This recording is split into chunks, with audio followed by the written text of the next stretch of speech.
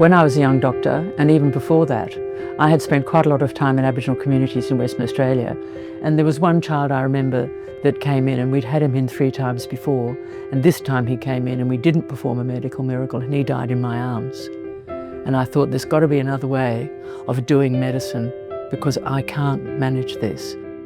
And then I realised at the end of that time, which was the end of the 80s, you know, we're not going to get anywhere with just epidemiology by itself.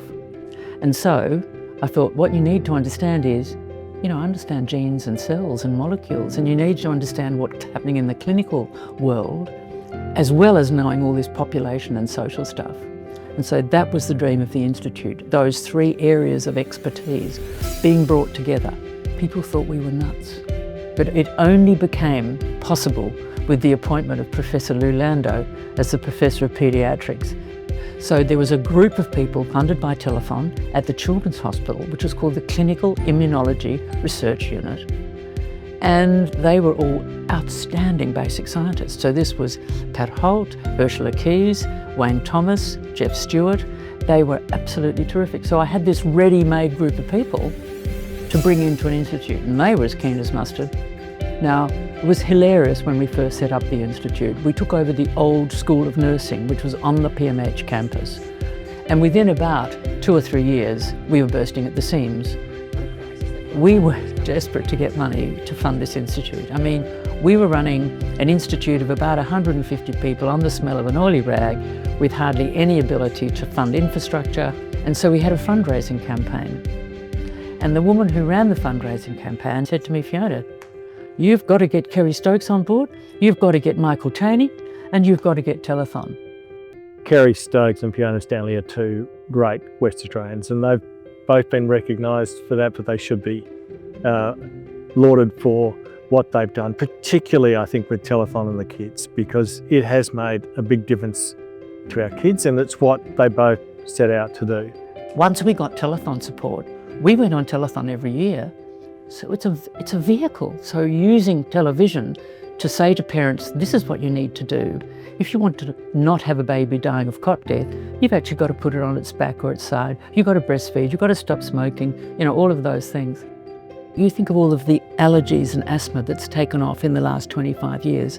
We had to do something about that. So a huge program around Pat Holt and Peter Sly, the group of both clinical and immunological researchers who unpacked the pathways into asthma. We had an amazing, unique collaboration between the cancer ward and our Institute Cancer Laboratory with Ursula Keys. And so every single child in Western Australia with acute leukemia or any other cancer was in an international randomised controlled trial of best practice. So survival rates went from about 50% to 95%. One of the most exciting, of course, was the relationship between maternal diet and the very nasty group of defects, which we call neural tube defects. And of course, that's been one of the major successes of the Institute, because what we could do was prevent it by actually putting folate, which is a vitamin, into the flour. And of course, this was the beginning of the autism and ADHD epidemics. So we had all these data that started to look at all of these patterns.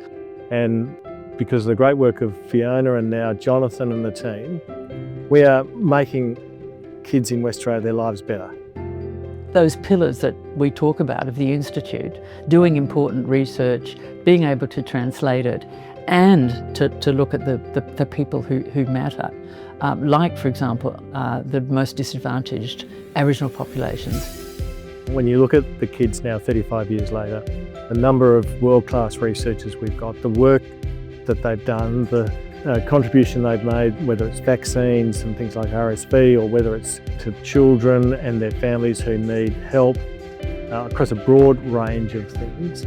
I think the kids has made a really, really significant contribution to living in Western Australia and the health and well-being of our kids and families. You know, we came from virtually nothing, and a wish and a prayer. It's been quite a ride, I have to say.